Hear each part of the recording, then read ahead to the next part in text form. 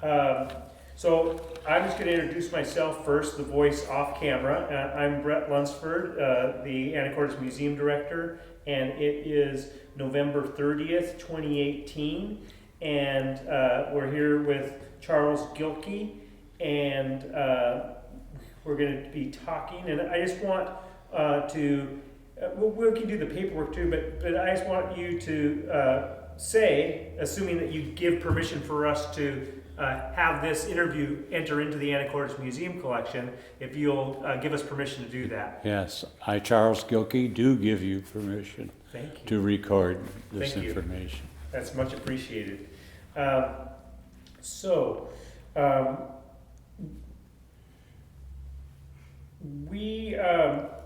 Let's just start with you talking a little bit about your parents and the family and the business, and go as far as you like in that general way. As you would, if you were just meeting me and I'd said, "Oh, I'm interested in your family history," how would you go about introducing that idea? Well, it would start with my grandparents, who early on came to Bellingham, and my grandfather on the Gilkey side was a county commissioner. And later on, they moved to LaConner, where he then became a county commissioner in Whatcom County, or in Skagit County. And so that was the familiarity as far as the local area, and they got into logging and things like that, and that's where the towboating came from, because Skagit River, they were taking logs coming down the river and kind of organizing them to take them to the mills, and they realized that that wasn't the efficient way to do it. And so that's how my folks got into the towboating. And my Uncle Mark actually started it in towing logs in Edison Slough. And it's from that the company progressed and developed. So they were working in and based in Edison, doing logging work, but also he had some government offices that your grandfather did? Yes. And tell us about how they came into the tug business known as Gilkey Brothers Towing Company. It started with my Uncle Mark, and he was rafting logs, putting logs together that were drifting freely down the river and rafting them together so that they could deliver them to some place that would utilize the logs, which was the local mills. And so once he started, it became a problem. He had more logs than he could distribute, and so Uncle Mark and Uncle Walt kind of looked around, and there was a Cap Matheson in Anacortes, and he kind of wanted to get out of the towboat business, so Mark and Walt bought the Governor, which was one of his tugs, and there was another tug called the Warrior, and between those two vessels, they kind of started their tow business. And then my Uncle Charlie was very aggressive, and my Uncle Frank. Both were aggressive in organizing it, so it was more of a business arrangement than it had been in the past. And then my dad got involved. He was the youngest. He'd been in World War I and had come back, and so they used him as kind of a deckhand type employee. And then it progressed on, and they acquired more vessels, and it just kept going and going, and more activities. So when the family had been based in Edison, did they move to Anacortes pretty early on with the acquisition of the Governor and the other vessels? Yes, yes. I'm thinking around 1925, 24 and 25, they really started developing a outside interest other than just Anacortes. And so they developed offices in Tacoma, and then they were doing a lot of timber cruising in Canada, and that necessitated a method of towing the product from that area down into the United States. And so that's why they started acquiring more vessels. And then they bought into a Canadian towboat company. And so it really rounded out their opportunity to take advantage of the products in this area. Why would you please list all of the Gilkey brothers, and you may as well go in oldest to youngest, if you can remember it that way. I don't know. That's Okay. kind of a test. Yeah, yes, let's see, Mark, Walt, Charlie, Dave and Frank were twins, and then Bill Gilkey, my dad. And you grew up in Anacortes. Were you born here in town? No, I was born in Seattle. My mother had a favorite doctor. And so anyway, there were three of us, my brother and my sister and myself, and we were all born in Seattle. And then we came back, started school here, and then we were broken up for a while we went to Everett when my dad worked down in that area, and then we came back to Anacortes. And we pretty well stayed there until we went in the service. Tell me about you were telling me about the neighborhood that your family lived in on 9th Street in Anacortes. I'm interested in hearing more about that. Well, my dad really worked a lot of hours, and he worked nights because of the typical tides in Anacortes. The boom grounds up in Mitchell Bay only allowed them to raft logs and do the necessary preparation to tow the logs. And so he was gone a lot. And my mom kind of pinched hit for a while at the towboat office, but very little, and she didn't enjoy it. And so we pretty much were centered around my dad's activities, which was pretty much home life rather than, we didn't travel, we didn't entertain and things like that. And so our early goings were pretty well centered on just education and experience. Later on, my brother and I became quite active in the waterfront, which some people were proud of and others weren't. But we gathered gunny sacks. We went to the tugs and picked up empty milk bottles, and we utilized a lot of things that they were not thinking of being very important. To us, it was a source of income. And so we worked around that when we were growing up. Well, and this is in an era during the Great Depression in Anacortes. Correct, yes. And we started a Saturday Evening Post route, and Mom drove the car and we delivered the magazines, and we became quite successful at it. And so we had newspapers and everything else. And we made it work. And so we had a source of income as kids. And we later, Debro's grocery store had a contest, and we got, the money was all focused on the tugs. And so my brother won a bike, and it was kind of a easily done situation. But anyway, he came out of it with a bike, and we came out of it with another source of income. But we used to go to like Mike DeMopolis and get BB guns or BB shells. We had small guns, and up and down the main street of Anacortes we worked one way or another to make it a source of income.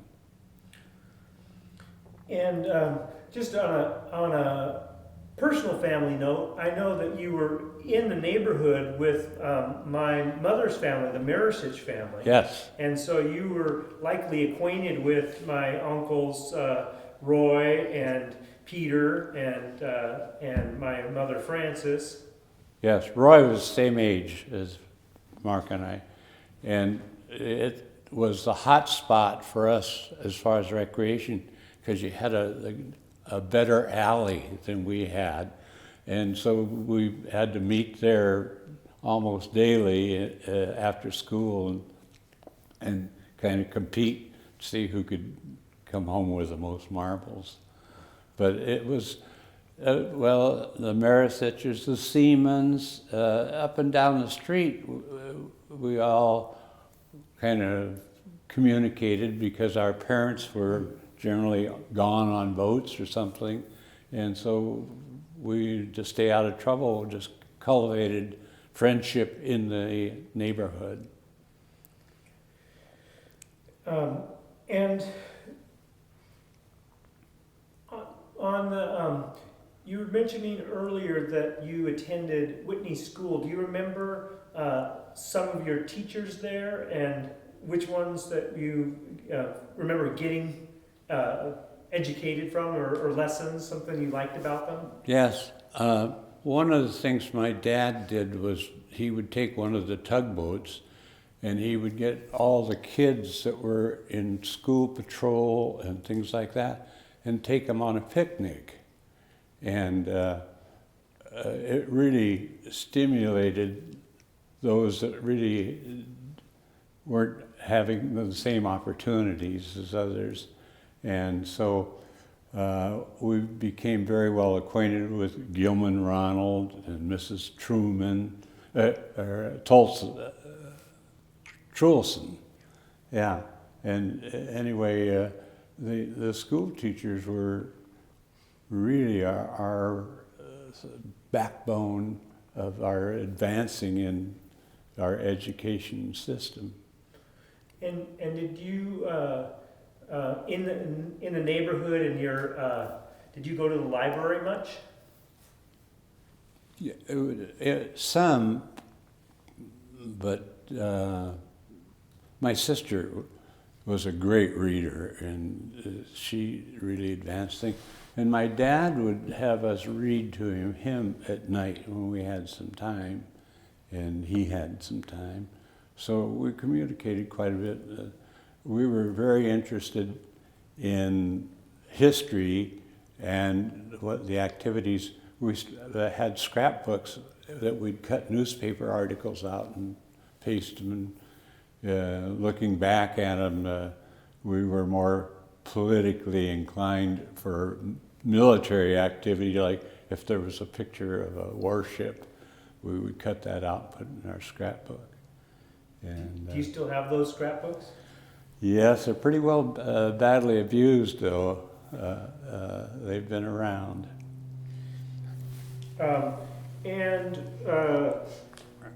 Was there a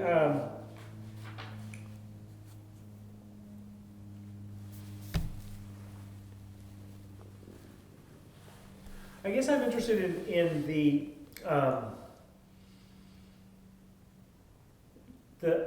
details of the business as you recall it or remember hearing about it as you were growing up, the Gilkey business as it expanded.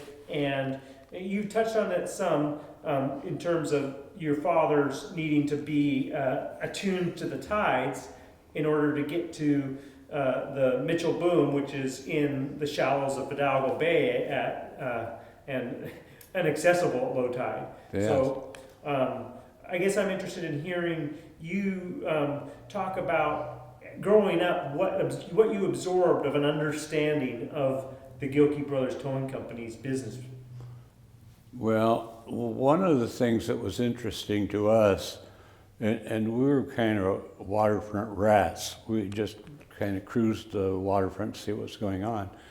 We watched the ship's carpenters like put in the head rig in a scow, and then they put the scow on the grid and they do the caulking of it and things like that. And we were kind of innocent bystanders, but we watched all those activities all the time.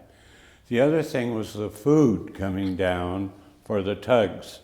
And we were very interested in why and what they ordered to eat. And we were more concerned about candy bars and things like that. And their orders were more stable things. And so we kind of gave it a sideways glance, thinking, well, they didn't know what they were really putting up with feeding people. But it was the full gamut of splicing lines, repairing fenders, and things like that as we went along, we were exposed to. So when we got, it was high school before we started working on the tugs, but we'd been exposed to all that, and so that it was part inwardly of our life. And that's akin to my conversations with my Uncle Roy.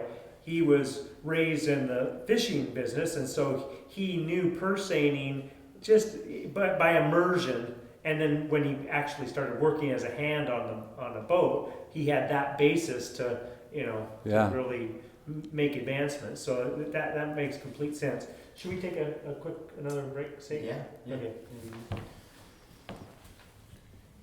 So Char, can you share something about your early experience of actually working on the tug, and stories about the engine and engine room and towing through Deception Pass?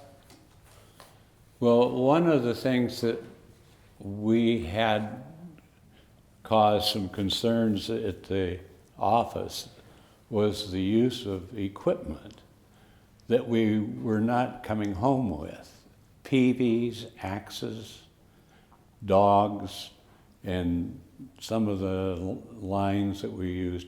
And so we were taken aside and said, look, you're costing the company a lot of money by not being really watching the equipment that you're using and why you're using it. So we went through that therapy, and it hit home. When we took an axe with us, we stuck it into something stable, not just laying it alongside of a log and going back and it's gone. And the same way with PVs, expensive equipment in those days, and we were just careless about it. The other thing was we would go out with our dad a couple times. He was untying the boat, and he took the eye off the cleat, and the ladies' sewing club happened to be on the dock, and somebody said, "Now watch what he's doing," and he picked the line up and threw it over the side, not realizing his foot was inside of it. He went overboard with the sewing club watching, and so he said, "No more of that," and they put it down on it. But a lot of the things that we just did watching other people, and we learned by mostly the hard way, falling off the logs and stuff like that. How old were you when you started actually operating the tugs? Well, one of the things is I was a little taller than my brother, and he couldn't see out the wheelhouse window, so I got to do the steering and stuff like that. And he became kind of the engineer because the levers were all low enough that he could handle them. I would say probably 14, 15. Where would you take the tows? What was some of the Well, my dad usually, if we put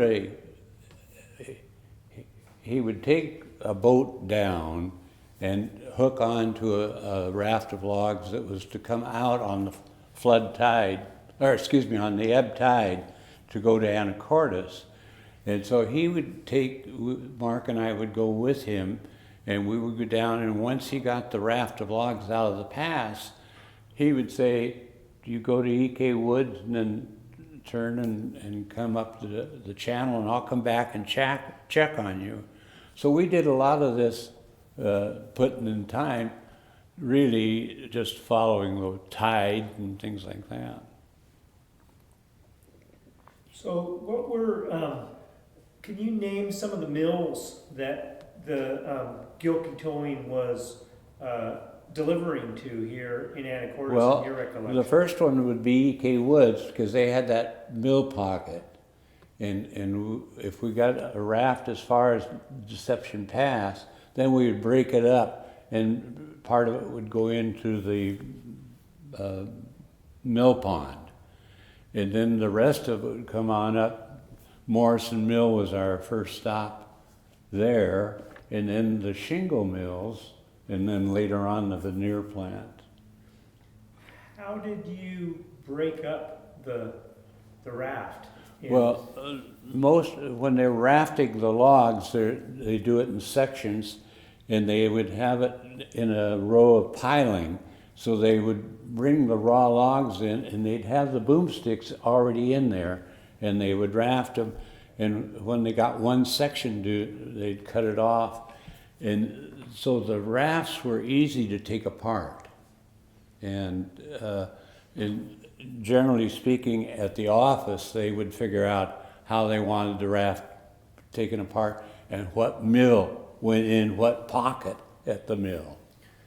So if I'm looking at old photos of Fidalgo Bay area, including Cap Santa Marina area, and I'm seeing rafts of logs, are pretty much all those going to be ones that Gilkey had towed if we're looking at the time period between the teens and the late 30s? Yeah, I would say the majority of them were brought in by the tug company. Later on, Dunlap was doing a little towing, but not at that time, nothing very heavy. And we had the advantage of being able to tail a raft of logs through Deception Pass and then bring it on up.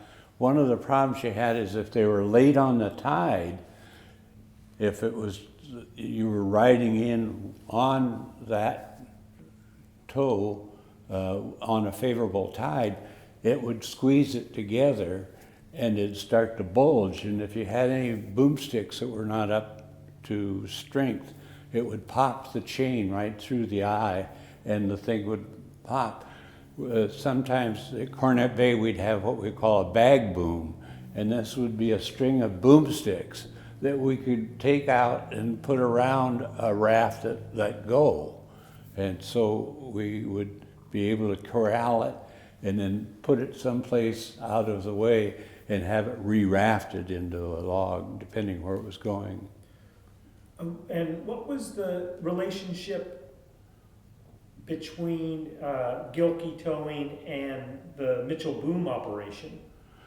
Well, Gilkey's had part of the boom ground that they had leased, I guess you would say. And so they had their equipment there and the people there, and they could put together a raft of logs if it was necessary or if the opportunity came up for it. Mitchell had his operation, which was kind of off to the side, but basically the same, and he had the people that could make up a raft of logs too. And so it just depended on where the logs came from and how they're being handled. We were breaking cribs for a while, and they came from Canada, and most of that activity was like for a warehouse or somebody like that, a little larger operation.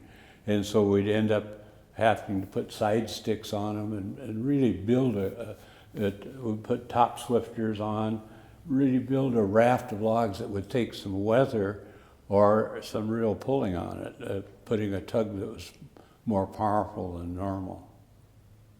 Could you explain that terminology that I think you used? You said building cribs. If I'm Yes. Could you explain what that is? Oh, well, they would harvest logs up in the hills, and then they'd put them generally in the river, and they'd come down and they'd get them, they'd bag them up, and then they would be refined a little more into an area that was set up so that the basic design of the material would all be lined up to be towed. And so then you determine how far or where it was going to go as to how heavy equipment you would use to put the raft together. Okay. Yeah, a lot of times you'd see the eye come out of a boomstick. In other words, the log that was used had probably passed away and they were trying to get by with it, or that they were small logs. Lots of times we'd start walking on a log and you'd end up waist deep. The log had no buoyancy in it. And so we really had to watch that. But by putting rafts together with chains and using top swifters, if you got into some heavy weather, sometimes the log would float out over the boomstick and be gone. And so they'd have to send a boat out and he'd dog it and bring it back and they'd re-raft it. But most of the time the logs were put together in a sound enough type material that it would stay in its shape. And was the building of those rafts, was that part of Gilkey Towing's responsibility, or was that the part of the where you were delivering the logs from, that they built those? Yeah, well, if you're talking about cribs, they were built in, most of them in Canada, and they had built an area with cables underneath and then boomsticks and then piling. And so they would just float those in, and then with the change of the tide, they would have these all come together, and then they would take a cable and wrap that area and then cinch it tight. One of the main problems was, particularly if they went out in the straits with one of these cribs, is they started working with those cables and they'd catch fire. And so it would destroy that cable, that crib, just because it wasn't put together to stand the weather out in the open sea. And I guess the question I'm curious about is, if the Gilkey Towing is taking their tugs and pulling these booms from, you're pulling the raft of logs, or however you would say that, from one point from the source point to the delivery point, what they're towing, how what they were delivering was prepared would be of concern. Yes, yeah, you have you'd put together a package and you'd have a log scaler come and measure the value of that particular raft or package, and then it would determine where it was going and who was towing it, and they would set a value on that. And then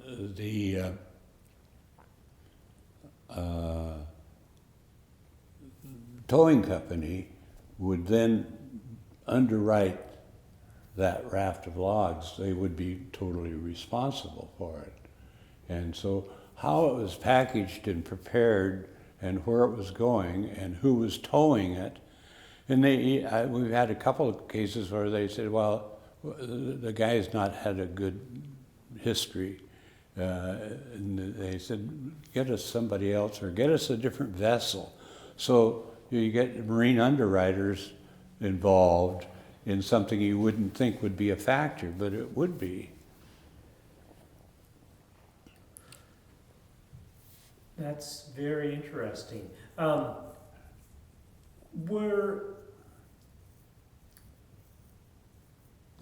guess I'm interested about where the Gilkey would typically be picking up their logs. I mean, I've heard about the logs coming down on the railroad to the Mitchell area and being unloaded there. Was that exclusively for Mitchell Boom, the ones coming down on the railroad, or? Well, they could be that they were the only one that had access to timber coming down on the rail. So it could be, but you get out to like Nia Bay in a remote area, and you start out with a guy logging in a small river, and then he's collecting it, and then eventually he puts it into a raft. But it's a kind of a remote type business. The railroad was really a boom to the community in this area, and so that it was profitable to do it right, and it was the only way you really made money. Going after, we would pick up log spills, and we had one spill. It had 2 million feet of logs, and at Christmas time, we got Gilkey's had 5 tugs picking up logs, and they were every place. And we would have to go ashore, and we'd put what we call a timber hitch on them so that they would roll, and you'd have it roll towards the water, and then you take the tug and take a run, and you'd think it was going to tear the tow bits right off the tug, but that's how they had to beachcomb those logs. And that's how they were paid on, and it was a pretty high tariff to recover log spills. And it took a lot of time. And then you ended up with a bag boom, and you really put it back together again. Was the timber industry the primary customers of Gilkey Brothers Towing, or were there other industries that utilized the tugboats and the towing services? Well, the towboat business started out towing logs, flat rafts. Then as it went along, we had some scows built, which opened up a whole new window from packing fish, pulp mill, anyway, and so the scow became the more efficient operation. It was a lot faster, it was a lot cleaner, and it was a lot more profitable for the towboat company. And you mentioned the pulp mill, so would that have been bringing in, say, lime from Roach Harbor? Right on. In fact, Gilkey Brothers had 2 tugs. That's all they did was bring lime in from Roach Harbor to the pulp mill. And the next day we'd all start crying or coughing or whatever as they cooked that stuff down. Yeah, and that's that's a good place to talk about the other side of the timber industry in Anacortes, which is, it was a city of smokestacks, as they proudly proclaimed in 1916, and anyone who lived downwind got a nose full. Yeah, yeah, yeah. The cinders, the ash, everything came back to live with you. And you on 9th Street, you would have been in the prevailing wind path. Yeah, right, right. Char, what are some memories you have of the Gilkey Brothers Towboat office on the waterfront, and also any particular cast of characters that stick out in your mind that are part of that experience? Well, Gilkey Brothers had a hard time getting located to answer all their needs, and one of them, they were where the Guaymas Ferry dock is. They originally went there. Well, the tide was too active for them, and it was put a real strain on having a vessel to service them with the tide tugging at them. And so then they tried where A&B is. They had a pocket right there. It was out of the weather and out of the tide, but it was too small. And also they weren't good neighbors, I think. It was something like that. People didn't like it right there that close to the main land. And so that's when they went out and built their dock that still somewhat remains, because they had the more elaborate system. They were able to bring everything down the dock in a vehicle, and that way it was a lot better for servicing them. And then later on they put a scow grid there, which was another factor that opened their exposure to more type of business. And that was at what location, approximately what avenue end? Well, 2nd and Q was the address that we used. Okay. But it was pretty deep water. One of the tugs they were testing it, and the guy forgot to tie it up.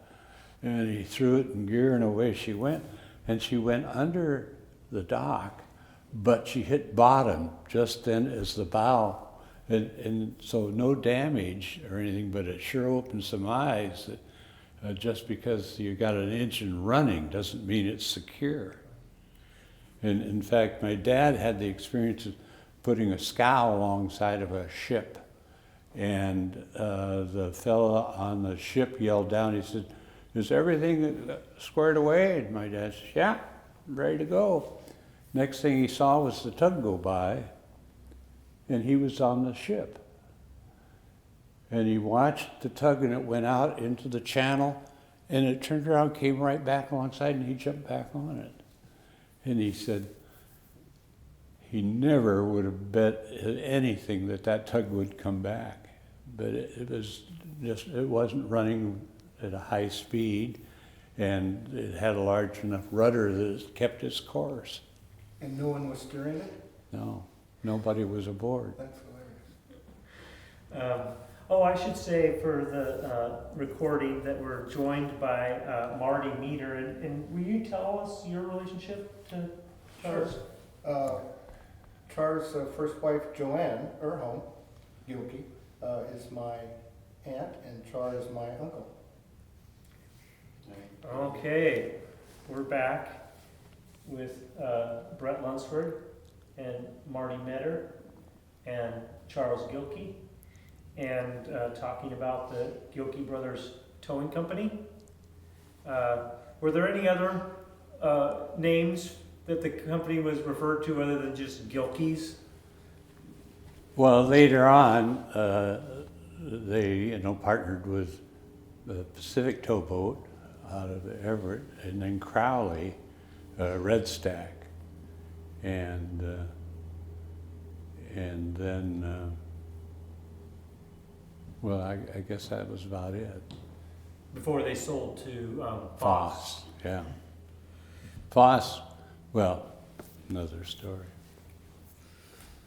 Oh, well, Foss wanted to get a heavier duty tug, and Gilkey Brothers had bid, the Gilkeys had bid on a tug that had been part of the federal government in handling quarantine vessels. And the tug that they were looking at to supply this need was a heavier duty vessel than they anticipated. But Gilkey's went ahead and bought the thing and then put it on the market. And that's when Foss said, hey, this is something we could use if it had adequate power. And so Gilkey's went to Fairbanks Morris. They shopped around to see who had the heftiest vessel, and that's where they ended up. And so Foss then said, we would like to have that vessel, and we'll buy part of your operation if we can have it. So that's how that came to be. Which tug was that? The Weedle Foss. You'd mentioned earlier, as a boy, observing different waterfront activities and some of the things that were a necessary part of being in the towing business. And I presume that one of those would have been, when you talk about the fenders, and a lot of the early fenders were rope, was that something that people would do associated with the company, or would you buy them pre-made? Everything was made that Okay. could be. Yeah, made lots of fenders, spliced a lot of lines. We got into splicing cable, but it came back and bit us. My brother had a part of his tooth knocked out. My dad said, well, that's it, you're not ready for it. And so that put a kibosh on that. But painting and things like that, a lot of the stuff that has to be done, and it was not farmed out, it was done within the group. Yeah, the fenders, I look at those because I was in the service and we were in an area that was really brutal, and we had to have fenders, and we couldn't make anything really last other than a rope fender.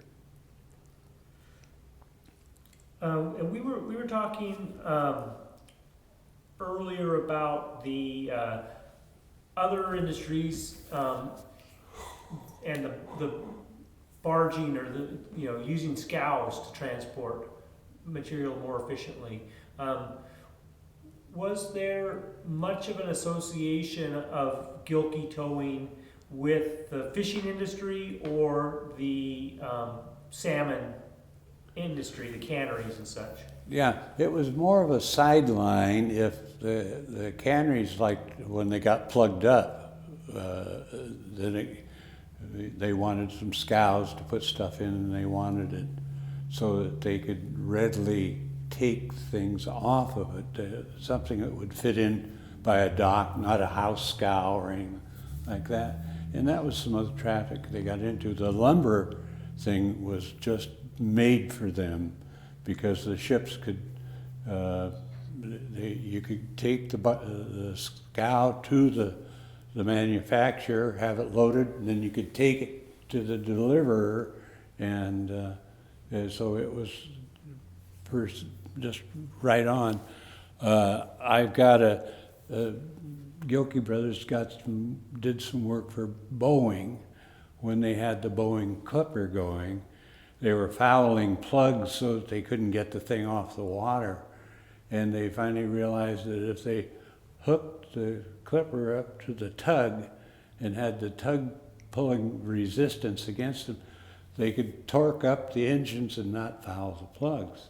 So Gilkey Brothers had quite a handle on Boeing for a while, taking care of getting their their equipment tuned so it could stand the stress. Let's talk about the Bajeda. Oh, well, okay. Tell us the story that you would from the beginning. Well, from the beginning, if I tell the Bajeda story, I wasn't there.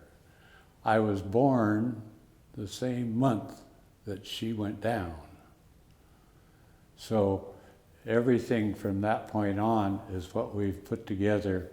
And it's been very interesting, a lot of different views on what has transpired.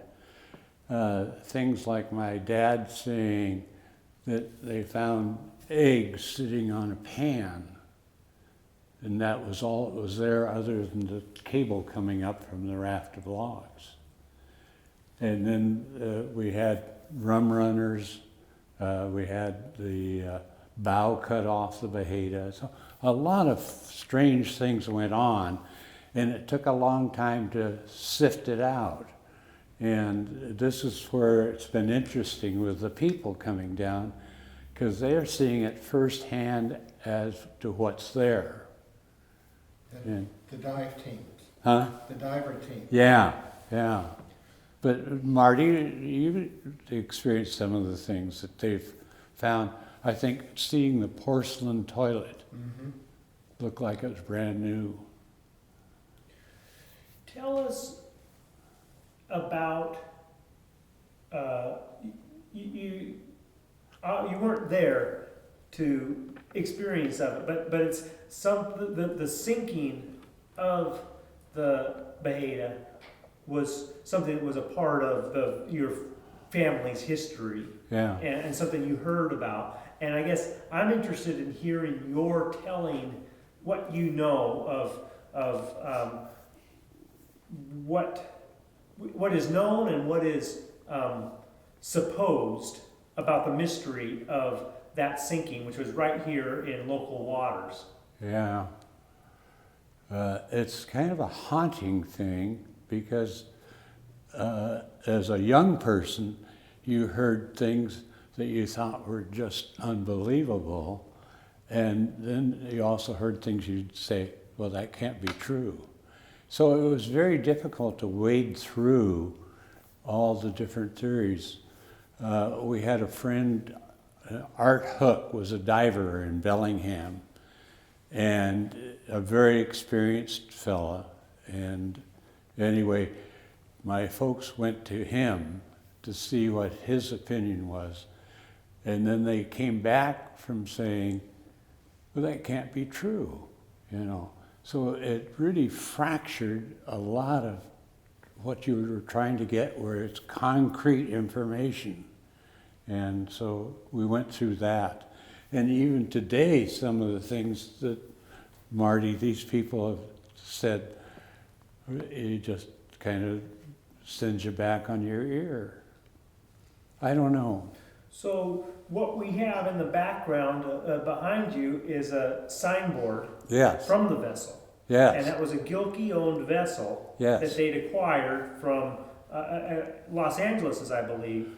Yes, it originally was built by Moran in Seattle, and then it was chartered out, and it ended up in Los Angeles. And so, what do you say, Marty? No, that's exactly right. Yeah. And so the vessel sank on a tow between Anacortes and Bellingham. Is that Oh, correct? she was going to Bellingham, and anyway, she was between Huckleberry and Guimas, right in there, 300 feet of water, or around that.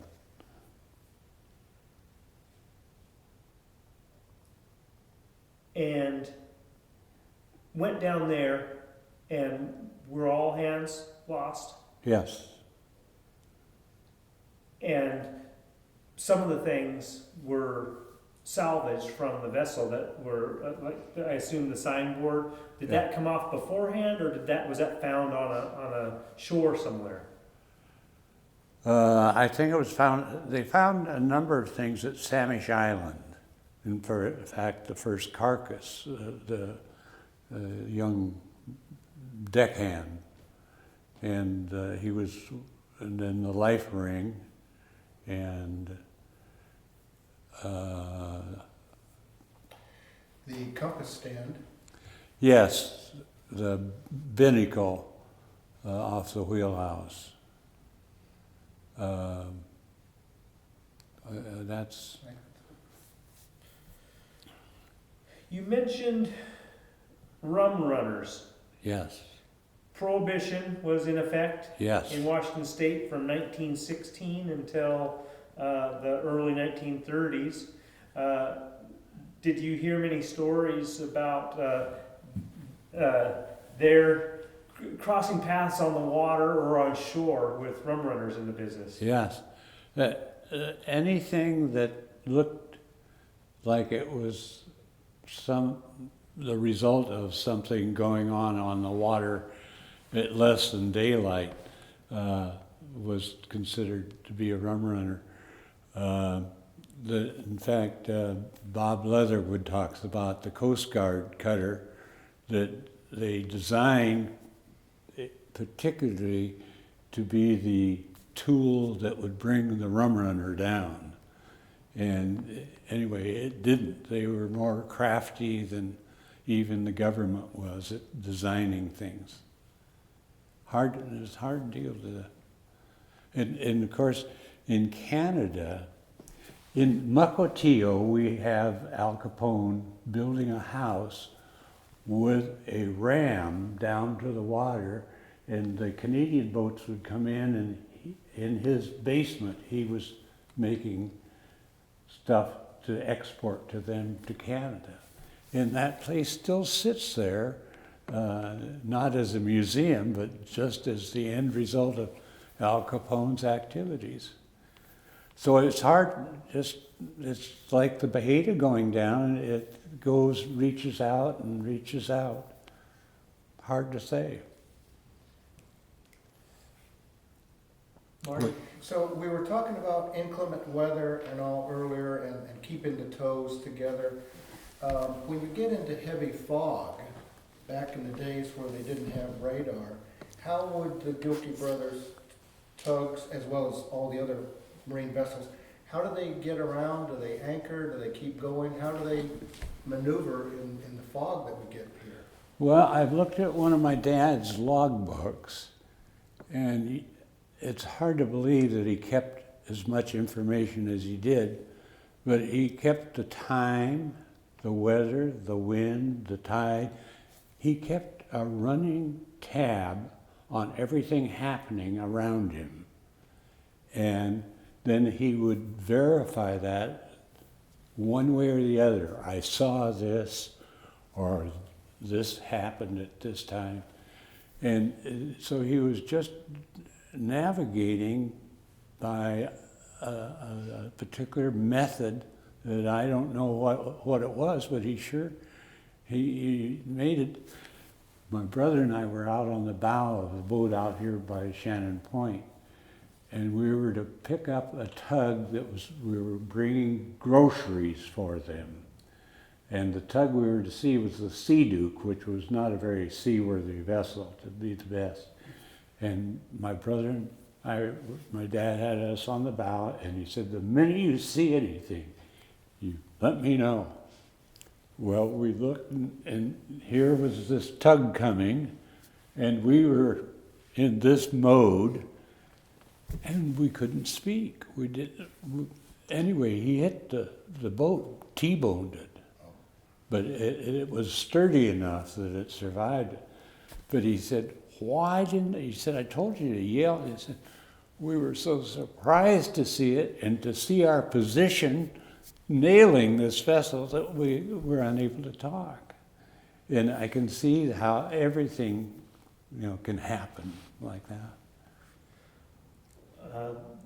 When you were talking earlier about your father's logbooks and the detail, and I reminded me of listening to my uncle Mike Malat talk about Rudolf Fernalovich and fishing for him on the Midnight Sun, but about he used the term local knowledge as what navigators of a certain area relied on, that a body of knowledge that they, through experience or through what they learned from other trusted people, came up with a local knowledge that they, was in some senses better than modern technology. And I guess, Char, they would use the whistle signals and wait for it to bounce off land and somehow figure out where they were that way too, huh? Yes, it's very critical. It was hard in Deception Pass in the fog. The fog just bellows in there, and you run up against this wall, and you really aren't conditioned mentally to take on the challenge. But yet you start using your whistle, and it's so broken up around there in little islands and stuff that it gives you lots of false readings. And then you go back to using the tide, you can see which way the kelp's drifting and stuff like that. Boy, it gets pretty scary. Char, you were also sharing a story about some of the crew members you Gilkey Brothers had.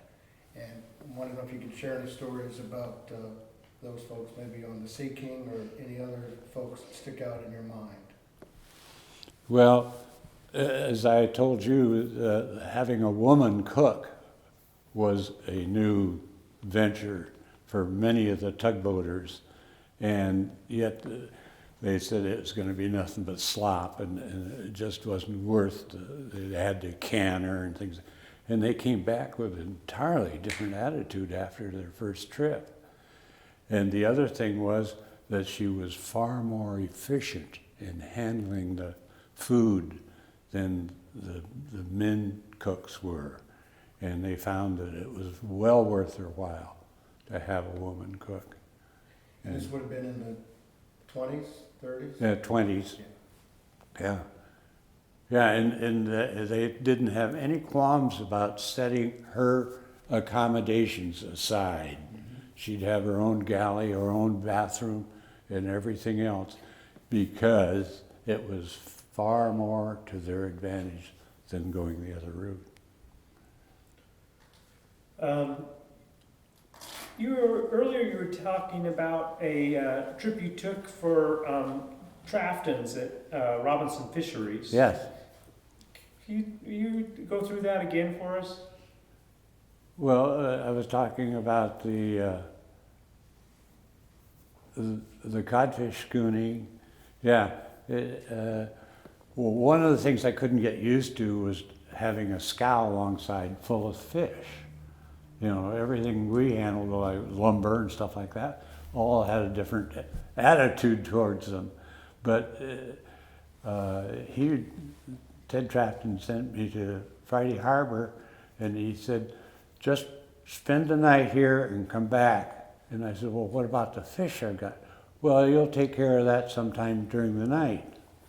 And I said, how will I know? And he said, well, they'll come and do it. Well, anyway, when I got up in the morning, the fish were gone. They'd taken the scow and everything to the cannery and processed it. And so when I got back to Anacortes, he said, no, just to get a hose and clean this thing off. He said, I don't like the smell. And I said, hey, how long have you been doing this? And he said, long enough to know how to handle it. And so that was the way it went. But, and then they did this, they were so casual about things that I thought they really don't know what they're doing. But they did know what they were doing. And it was like going down in the Wawona, I thought, well, he's just trying to show me a good time or something.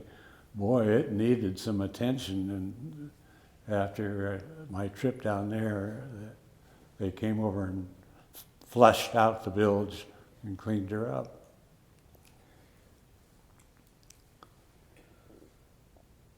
One thing, Ted used to have me stop at Double Island on my way at Orcas, and these were very close friends of his, and I think more social than anything.